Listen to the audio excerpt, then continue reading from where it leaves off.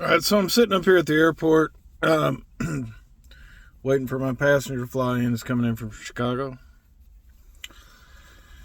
Yeah, I made all those videos about the playoffs. I'm from Bloomington, Indiana. Well, not originally, but we moved there when I was 5. So, yeah, I lived there for at least 40 years of my life. But we think about Indiana. That's why I made all those football videos, and because it's just so foreign to town. But I think the couple of observations I have is I really wish I had a platform. Like, you got a lot of people with platforms, social media shows that either played at one point or somehow got their way into the sports analytics, like Paul Feinbaum and Skip Bayless somehow got in there. I don't know how. But you got a lot of people still saying, well, Indiana's got all these old guys. They just got a bunch of old guys. They got a bunch of old guys. And they want to get a word in, like, before the average person knows anything about it. And I notice this even with, like, this guy, Brooks Austin, the Film Guy Network. He's a SEC guy. And he got so many little quick words in like that. Like, just when Chris Fowler did it. Chris Fowler did it during the game. Brought up the fact that one of the players at IU was either 23 or 24. I can't remember which player he was talking about. And then he switches the subject real quick because he wanted to lay that framework. They want to lay down this framework that Indiana somehow is just winning because they're playing a bunch of old guys. Okay, what I would like to say in response to that, but I don't have a platform. Like, millions of people aren't going to see my video. But I would say to them, why don't you go to a search engine like Elon Musk's Grok or ChatGPT, whichever one you want, and ask it specifically to look up all the stats and find out all of the players at Indiana that got to play in that game, and the starters, and the average age of those guys. And when I did that, I got like 22.2. But I didn't do it for the Miami game. I asked this AI to do that for the Oregon game, and I got 22.2. That's the average of the guys that got to play in the game. Okay? The COVID year added a lot of older players to college football. That's what happened. Indiana isn't like, look up Carson Beck's age. In fact, I was told that if you were to go to a search engine and search Miami's starting lineup's age, it was older than Indiana's starting lineup's age. But I did not hear a peep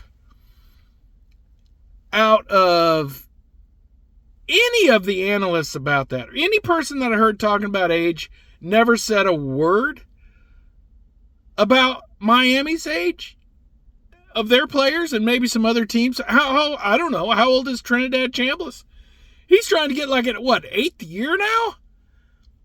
But I mean, it's just, I don't know.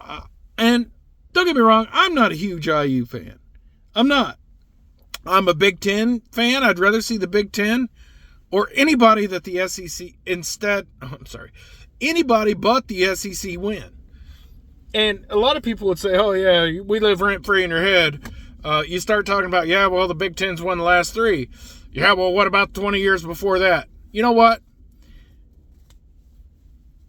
What that says, the 20 years before that, when it was not legal to pay players, you wonder why they all of the talent, and they'll even admit it, they'll say, well, who had more NFL players? So you're admitting that you had all the talent. So all the talent went to SEC schools.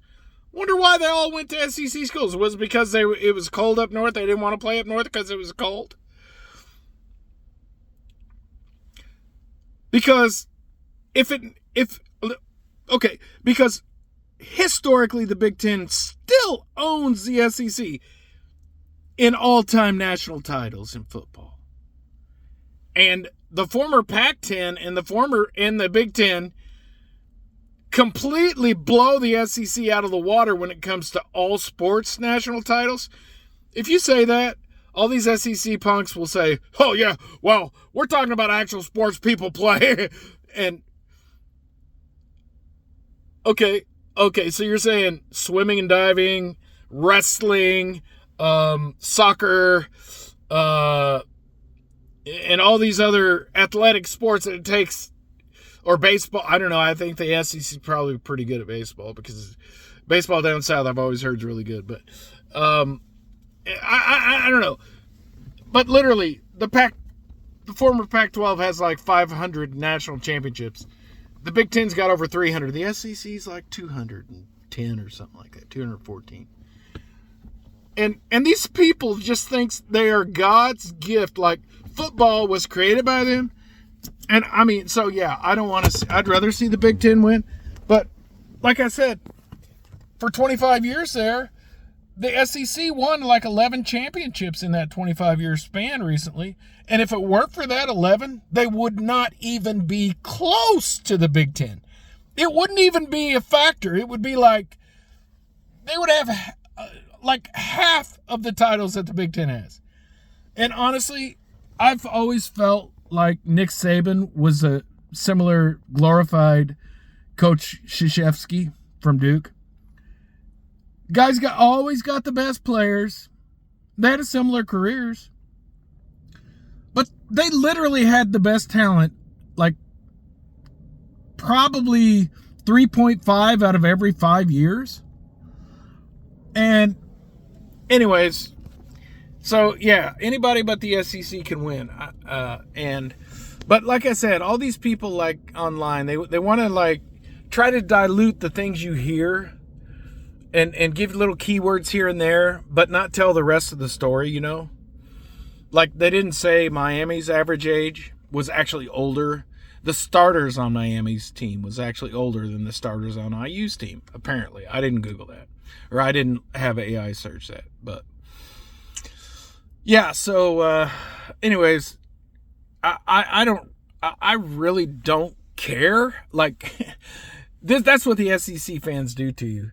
Like, they bring it out of you. Like, they will sit there. I mean, I thought the Civil War. I mean, look, the Big Ten has beaten the SEC back to 1865. Let's be honest. Once everybody can legally pay players, that is a fact of what has happened. I didn't say anything else. I didn't say the SEC used to pay players, but wonder why they all congregated in the SEC. Well, they admit that they had the most talent. They had the most NFL players. So you can't argue with them. They'll win every argument. You're just like talking to a wall when you talk to an SEC fan. So that's out of the question. That's out of the window.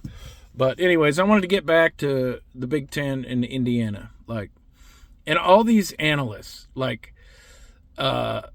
so that's they just can't handle it. They can't believe that Indiana actually did this.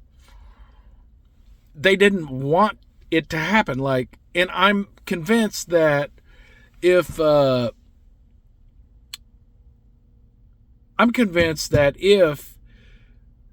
IU still had one more game next week, most of them that picked against them already would pick against them again. And that's just the way it's going to be. I don't really care, you know. In fact, I don't really care about the SEC. I really don't. But for some reason, their fans get under my skin. Like, they'll be sitting there calling you Yankee, and I'm like, man, I wasn't born in the Civil War era. I don't really have a lot of the traits that would be. I live up north, but I don't have a lot of the traits that probably the Yankees had. I'm not even thinking about that time period and that era. You know what I mean? So, yeah, I just, but everybody knows preseason next year, you're going to have all these SEC teams ranked really high again. Teams like Iowa who beat Vandy, which, Vandy was a lot of people complaining it should have been in the playoffs, Pavia, a lot of them said he should have won the Heisman, but Iowa beat them, I mean, and I don't know. But yeah, I guess I have a lack of anything else going on right now in life. And that's why I'm making this video, because I'm trying to figure out, like, years ago, I don't know, YouTube, I remember in like the early 2010 or something, I was like, man, I ought to get a YouTube channel going, That's when people were starting to get big and making money. And, of course, nothing ever became of that. And I'm really disappointed in my job right now, so I'm looking for other means to make money, and I don't want to work for anybody. So maybe if I kick around making YouTube videos for a little bit, it can lead me, because I'm seeking something else, right? And maybe I'll actually find something else, because being a chauffeur kind of sucks. You really you can't have a life, and your passengers, depending on how wealthy and famous they are, might expect you to, I don't know, walk on eggshells, wipe their ass, be at their beck and call, and all those three things at once, type of thing, where plus you're trying to drive around, and avoid crazy drivers. So anyways, we'll see what happens. I think Indiana could have some key offensive linemen returning. They got some good portal guys coming on defense. They got a quarterback coming on and a running back coming. So Lee Beebe, the guy that was Indiana's third back, he was supposed to be the number one back at the beginning of the year. He went out with a leg injury. He's back, and they got a transfer, Turbo Richard, and I don't think they need any help at wide receiver, but they got one from Michigan State, Nick Marsh, who I remember him. He was a good player. Man, I'm telling you what, IU has some pieces already, but they lost their strength and conditioning coach, and I think that guy was a major factor in why they were good, So if they can bring somebody in that can do as good of a job as the strength and conditioning coach that left for Tennessee, and that's questionable. I wonder why that guy left. I don't know. But if they can bring somebody in, they could have something special again next year. But it's all speculative. But if Cignetti can do what he did this year with the talent he's got coming in, I would assume they could win 8 games at the floor. But that's yet to be seen, because I don't know what they're going to do at linebacker. Amari Farrell's coming back at defensive back. They got Landino, and Tyreek Tucker could come back, but he'll probably try to go pro. And Dukwe will be back. So Isaiah Jones come back. But when you lose Fisher and Kamara and some of the other guys that were the heart and soul of the defense, it's really hard to replicate. So, yeah, I'm not expecting anything. I would say 8 wins. Surely they could get 8 wins out next year. I don't know. But we'll find out.